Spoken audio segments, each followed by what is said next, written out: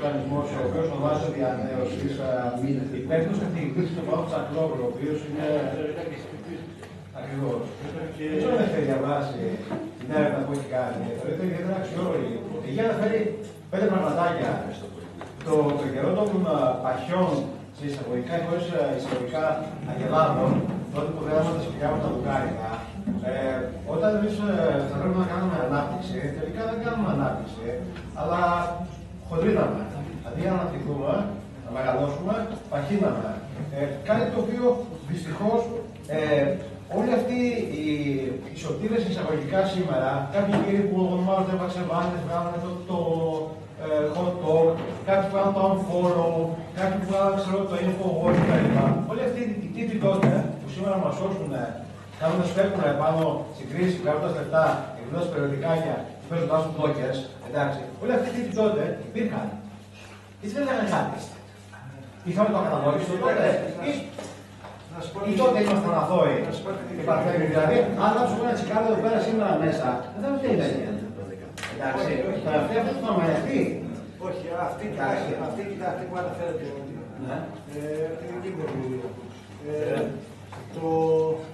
Ο σκοπός τους είναι να σε χρησιμοποιήσουν, να χρησιμοποιήσουν κάθε φορά αυτό που ισχύει για τους δικούς τους σκοπούς. Ναι, αλλά γιατί έχουμε ακόμα όμως νόμο περί ευθύνης του χρόνου. Αυτοί δεν έχουν κανένα θεσμικό ρόλο. Αυτοί αν θες σοβαρές στο περιοδικό τους, αν θες. Ναι, αλλά έχουμε ακόμα προστασία του βουλευτή και του πολιτικού από την απάτη. Και δεν είχε κανείς. Τα είχαμε προοδευτικός. Τα είχαμε προοδευτικός να πει παιδιά μάγκες. Όχι είμαστε ίσοι. Μπορεί να μην είναι μόνο η πώληση. Υπάρχουν και άλλοι που θέλουν τον λόγο, οπότε υπάρχει περιορισμός του λόγου για τον καθένα για να μπορέσει να εκφράσει αυτό. Για να υποθέωση ουσιαστικά οι ομιλίες, πριν να μπούμε σε συζήτηση στον βαθμό που θα κάνουμε συζήτηση, θα ήθελα να πω ότι όσοι ενδιαφέρονται για πληροφορίες για τις δραστηριότητες του DMX5 από εδώ και πέρα ή του DMX5 Έλληνας, μπορείτε να αφήσετε τα ονόματά σας εδώ. Θα το βάλω στο τραπέζι. Λοιπόν, ήθελα απλώς να πω δύο λόγια, γιατί είχα προετοιμάσει κάτι, αλλά θα ήταν πολύ μακρύ αυτή τη στιγμή. Υπάρχει το θέμα της βιωσιμότητας του χρέους, που αυτή τη στιγμή συζητιέται πανευρωπαϊκά, αλλά ο εσωτερικός διάλογος στην Ελλάδα σχετικά με τη βιωσιμότητά του και ποια είναι η λύση του ρέματος, σε ποιο ύψος είναι επιθυμητό να γίνει για να μπορέσουμε να αντιμετωπίσουμε το σήμερα και το αύριο κατά έναν τρόπο πιστευτό, τόσο απέναντι στους επενδυτές, απέναντι στους νέους που φεύγουν και απέναντι σε μια εξαφιωμένη κοινωνία και οικονομία, είναι ένα ζήτημα το οποίο ελπίζω ότι και μέσω του βγαίνουν και εσωτερικά στην Ελλάδα, όπως έγινε σήμερα, αλλά και εξωτερικά θα δοθεί, θα ανοίξει η συζήτηση. Στη συζήτηση υπάρχει ήδη πολύ πιο έντονη στο εξωτερικό. Βλέπουμε ακόμα και ανθρώπους από διάφορα κόμματα, όπως ο Σούλτς, που δεν ήταν πάντοτε πολύ συμπαθητικός για τις ελληνικές θέσεις, όπως τον Γκαμπριέλ, όπως τους Αμερικάνους που επεμβαίνουν για να μειωθεί το χρέος μας, και εδώ πέρα τσιμουδιά. Εντάξει. Λοιπόν, είναι κάτι το οποίο, αν θέλετε, στη συζήτηση μπορούμε να επανέλθουμε, αλλά είναι κάτι πραγματικά για το οποίο ήρθα εδώ πέρα να επισημάνω πόσο σημαντικό είναι ιδίως αυτή τη δεδομένη στιγμή. Αυτή τη στιγμή παίζεται αν αυτό το πρόβλημα, το οποίο είναι το βασικό πρόβλημα, πάνω στο οποίο κάθονται όλα τα μνημόνια, πάνω στο οποίο κάθονται όλες οι πολιτικές και όλα τα μέτρα που μας ζητάνε. Γιατί προσποιώντας ότι δήθεν μπορούμε να αποπληρώσουμε το χρέος, θα μας τσακίσουν και κάθε χρόνο θα έχουμε μειώσεις της τάξης του 4% σε συντάξεις και αυξήσεις 4% των φόρων. Δεχόμαστε να συνεχίσουμε σε αυτόν τον δρόμο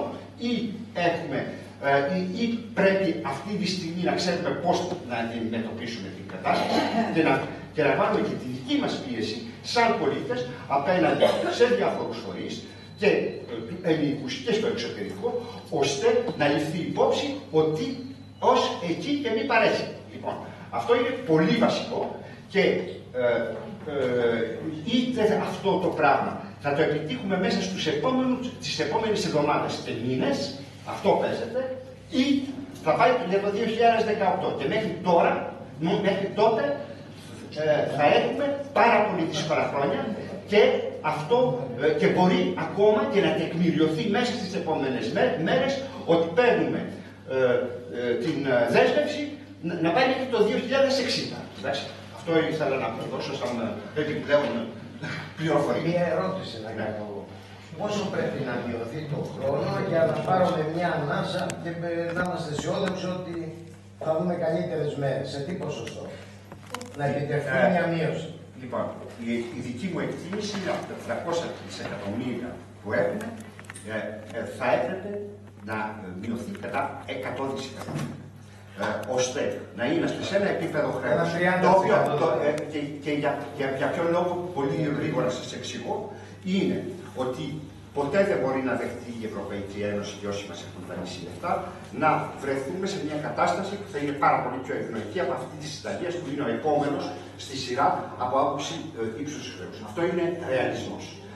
Το άλλο είναι ότι με λιγότερο από αυτό δεν τα βγάζουμε πέρα. Δηλαδή, ακόμα και πλεονάσματα του 3,5% που όλοι οι οικονομολόγοι του κόσμου θεωρούν ότι είναι ένα υπερβολικό πρωτογενές πλεόνασμα για πολλούς τεχνικούς λόγους. Λοιπόν, δεν μπορούμε να τα βγάλουμε πέρα. Γιατί με επιτόκια τα οποία είναι της τάξης του 2%, 2% επί του 180% σημαίνει 3,6% που πάνε μόνο για να συντηρούμε το χρέος στο 180%. Όταν μιλάμε για πλεόνασμα με τις σημερινές αξίες του χρέους, είναι απλώς να πληρώνουμε, να βγάζουμε κάθε χρόνο τα λεφτά για να πληρώνουμε τα επιτόκια. Με αυτό δεν πρόκειται να μειωθεί με καμία κυβέρνηση το χρέος όπως το έχουμε αυτή τη στιγμή και με αυτό, με το παραμικρό θα μας, είτε γιατί ανεβαίνουν τα επιτόκια είτε για άλλους λόγους γιατί κατεβαίνει το ΑΕΠ, θα μας έρθουν επιπλέον μέτρα, επιπλέον θυσίες οι οποίες θα απαιτηθούν και θα μας φουντώσουν ακόμα πέρα. Και στο τέλος δεν υπάρχει περίπτωση να μην πτωχεύσουμε. Ήδη έχουμε, αυτή τη στιγμή θεωρώ ότι βρισκόμαστε σε μια κατάσταση χρεοκοπίας από το 2009, εκεί θα πτωχεύσουμε εντελώς. Πτωχεύοντας εμείς δεν κάνουμε όλα αυτά. Όταν έδωσαν το τελευταίο χρέος που παρέδωσαν περίπου το 115% του ΕΕ. Τότε κρίθηκε ότι ήταν άσχημο και ότι θα έπρεπε να μπούμε σε όλη αυτή την περιπέτεια των 6 χρόνων. Προσέξτε. Και το αποτέλεσμα αυτή τη περιπέτεια λέει ότι σε 20 χρόνια πρέπει να το έχουμε ρίξει το 120. Και ρωτάει το τι πήγα να πούμε 115. Πήγαμε να ρίξουμε σε 7 χρόνια στο 120. Ήθελα να ήξα οι Ολυμπιακοί αγώνες σε τι ποσοστό χειροτέρεψαν το ελληνικό χρέος.